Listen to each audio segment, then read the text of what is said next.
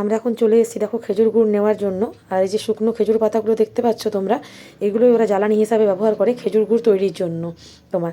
আর চলো তোমাদেরকে দেখাবো যে কেমনভাবে তোমার খেজুর গুড় বানায়। আমার মনে হয় যে এখন তোমার ওরা খেজুর গুড় বানানো মানে হয়ে গেছে। আর একটু আগে আসলে তোমাদেরকে হয়তো দেখাতে পারতাম। আর এই যে মাটির হাঁড়িগুলো দেখতে পাচ্ছ, এগুলোতেই ওরা খেজুর রস সংগ্রহ করে তোমার। আগের দিন হাঁড়িগুলো তোমার গাছের মধ্যে বেঁধে দেয়, আর পরের দিন সকালবেলায় সেখান থেকে খেজুর রস নিয়ে এসে তোমার খেজুর গুড় বানায়। আর এই যে উনুনগুলো দেখতে পাচ্ছ, এইখানেই তোমার খেজুর গুড় তৈরি হয়। এই যে দেখো গুড় বানিয়ে ঠান্ডা হওয়ার জন্য রেখেছে এখানে তোমার।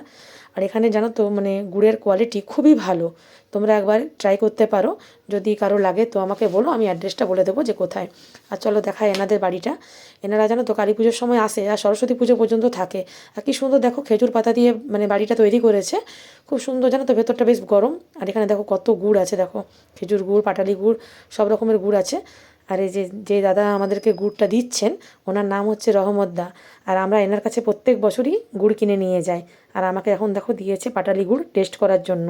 গুড়টা কিন্তু অসাধারণ খেতে।